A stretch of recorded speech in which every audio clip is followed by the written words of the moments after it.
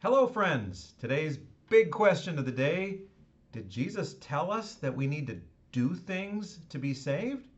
Now, we read about the gospel, we understand salvation by grace, and then we look and Jesus is saying things like, go and, baptize people around the world, or abide in me, or eat my flesh and drink my blood, which is a whole different question. But is he saying we have to do those things to get saved? And we're going to look at a couple of verses that give us a real clear answer to that question. We're going to start with Romans chapter 11, verses 4 and 5. And Paul is writing about how there are Jews that are still alive that are struggling with how they've been following this law the whole time, and now suddenly it's by grace. And his answer to them is essentially, it's always been by grace. You just got the law backwards. So he writes in 5 and 6 of chapter 11, so too at the present time there is a remnant chosen by grace. But if it is by grace, it is no longer on the basis of works. Otherwise, grace would no longer be grace. Paul makes kind of a simple yet profound point.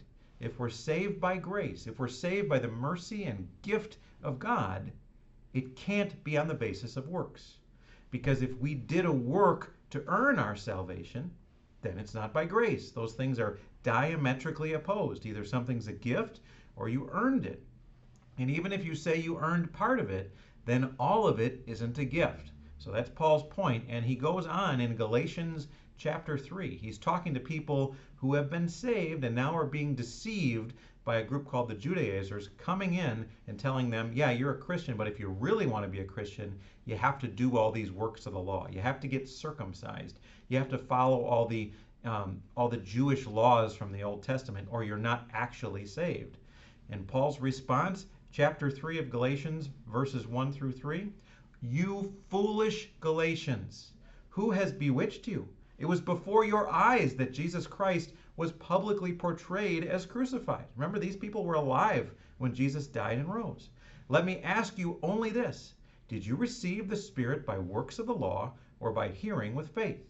In other words, did you get saved because you were so good, and did you get saved because of Jesus? Pick a lane. Are you so foolish? Having begun by the Spirit, are you now being perfected by the flesh? In other words, Paul's saying, God saved you, and now suddenly he's relying on you to make that a salvation official or to make it stick? That's crazy. Here's how he concludes this thought in 10 through 14.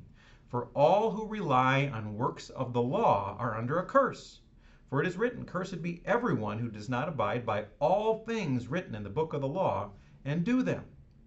In other words, Paul says, if you're saying you're saved by the law, it isn't about keeping most of them or keeping all of them some of the time. You have to keep the law perfectly for your entire life, and none of us has done that. So we're bringing a curse on ourselves if we say we're earning our salvation. Verse 11, now it is evident that no one is justified before God by the law, for, and he's quoting the Psalms, the righteous shall live by faith. That's the way to be righteous. Have faith in God and inherit the righteousness of Christ. Have that imputed to you. But the law is not of faith. Rather, the one who does them shall live by them. Christ redeemed us from the curse of the law by becoming a curse for us. For it is written, cursed is everyone who is hanged on a tree.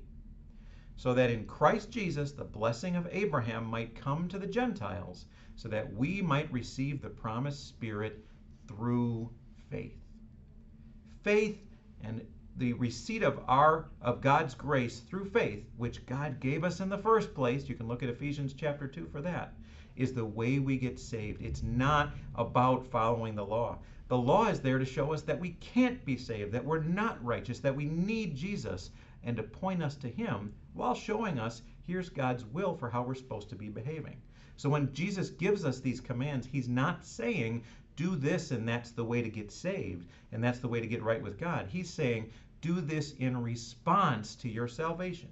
If you have been saved by faith, by nothing you've done, and you're grateful for it, which you will be, here's how you can respond. Here's how you can live a life to honor me and show the rest of the world the beauty of a gospel that is by nothing but the grace of God.